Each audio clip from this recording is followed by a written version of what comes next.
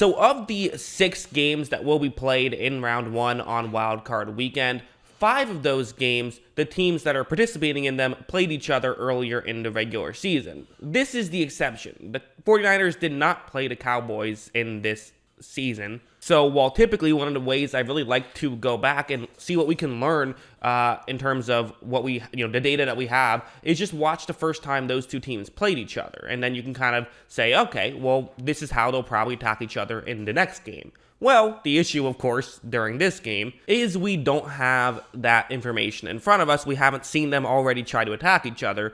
That being said, there's still plenty we can learn. And I think the first thing I wanted to do was just look at what are the strengths and weaknesses of these teams. So this first chart, I did my best to make it as clear as possible what's going on and what you're looking at. It's a little bit complicated, but basically, so it's the 49ers offense and the Cowboys defense. I wanted to display these together, and basically what you're going to see is that, so you see pass all the way to top left, and then over it's 16 under the 49ers O. That it basically means that PFF grades their passing attack, just simply throwing the football, at 16th best in football. Meanwhile, for the 8 that you see right next to it, that's the Cowboys defense, and that's coverage. So I think you can probably figure out what it is, how you see this, but just explaining what that is. So I think some interesting stuff here. I mean, you look at the 49ers, and the Cowboys have covered pretty well this year. They're a top 10 coverage unit according to PFF. But the flip side is the 49ers are PFF's #1 rated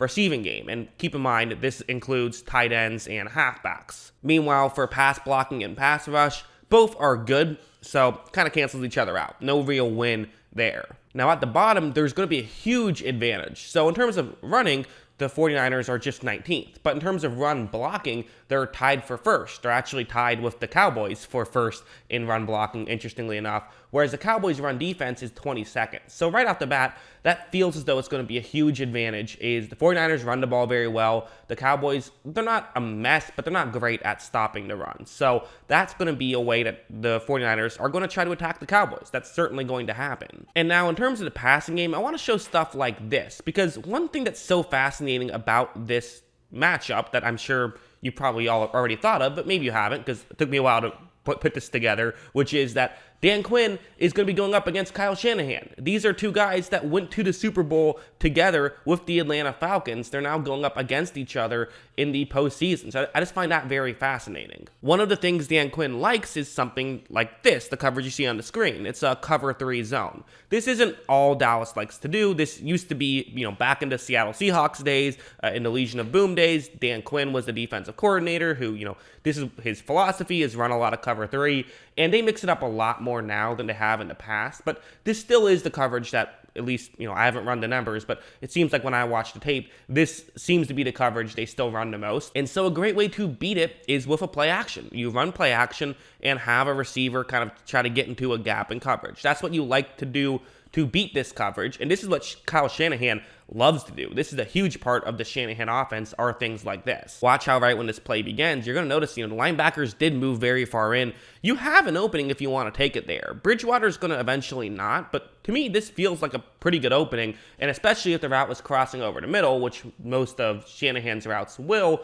it would have gotten more open. Like I mentioned, Bridgewater's not going to make that throw, but that's kind of irrelevant, right? All we want to see is just the scheme of this, because, we don't care if Bridgewater doesn't make the throw. We care if Garoppolo would make the throw, which he probably would have. So that's something that's interesting to me. There's also one other interesting aspect of this in terms of the Dallas Cowboys defense. I want to talk about Trevon Diggs for a second. So let's use this play, because Diggs is, he's one of the most controversial players to talk about in the NFL, because on one hand, he gave up more receiving yards than any other corner in football. On the other hand, he had so much interceptions. He's the definition of a boomer bust style player. And I think there's a lot of value in having Trevon Diggs at cornerback position, because the reality is, you might try and say, hey, he's the guy we can beat, but if you miss your throw by a little bit and he can get his hands on it, he's probably intercepting it and taking it the other way. So you have to be careful. That being said, there are yards to be gained if you throw the ball at him. Like this is going to be a great example of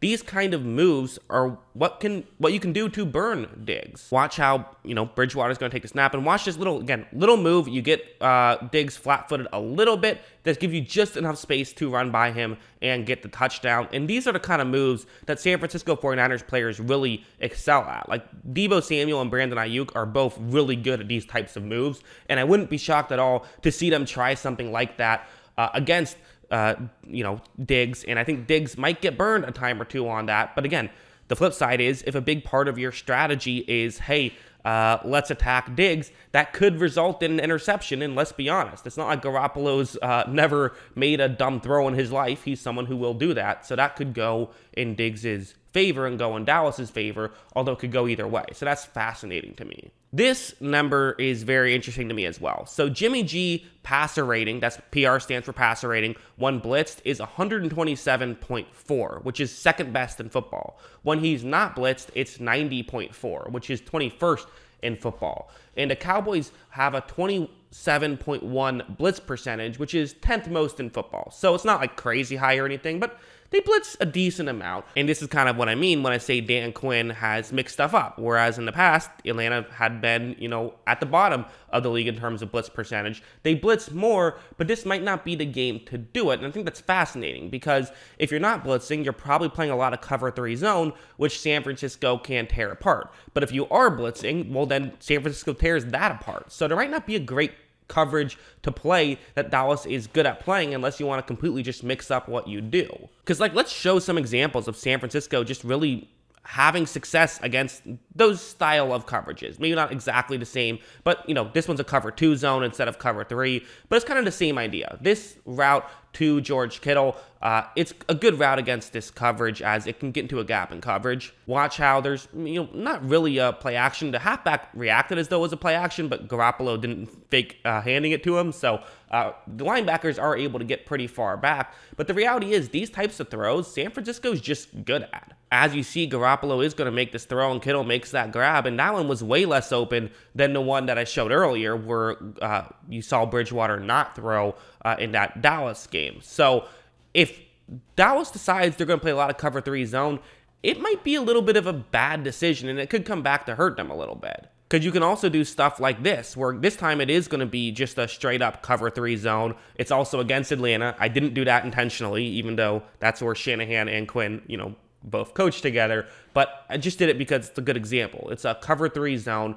And again, you see it's going to be Brandon Ayuk's route that's running over the middle. That's really the key route to watch here. Watch how when Garoppolo steps back, you see that, he's already made the throw, but there's just a huge opening right here. If you know what coverage is coming, you can game plan around it. And San Francisco does such a good job of that. They love to play against cover 3. That's their favorite coverage to play against. Shanahan wants you in cover 3. He can dominate you when you're playing cover 3. And especially a defense that is Dallas's, which has a very aggressive approach, Shanahan will use that to your detriment. And you have to be patient and calm against Shanahan, and that's the complete opposite style of defense that Dallas's defense is. Quite frankly, I think it's a horrible matchup for Dallas's defense going up against San Francisco. Look, Garoppolo puts it in Ayuk's hands, and look what Ayuk does after the catch as well. So this is going to be, listen, Dallas has their work cut out for them, quite frankly. I think that there's a lot of reason to feel optimistic if you're a San Francisco 49ers fan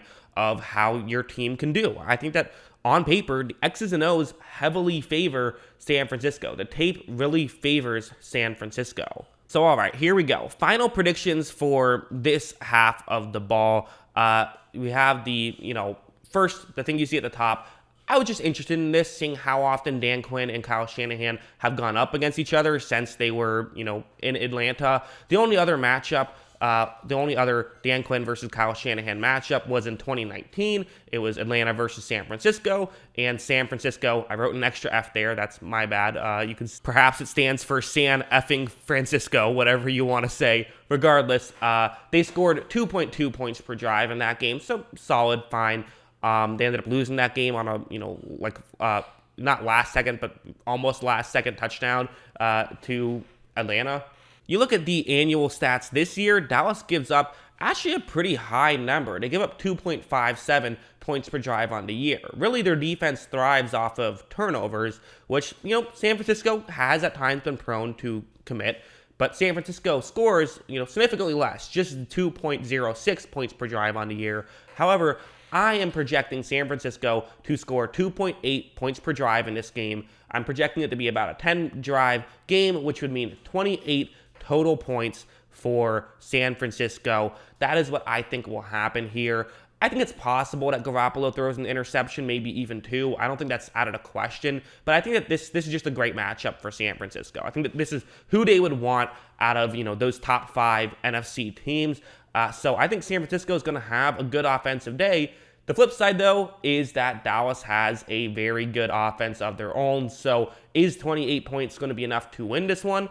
You'll have to stay tuned and check out my other video where I break down the Cowboys offense playing against the San Francisco 49ers defense. That should be out either today or tomorrow, so be on the lookout for that. Hope you guys enjoyed this video. What do you think? Let me know in the comments below. Always love hearing from you. And of course, as always, thanks for watching.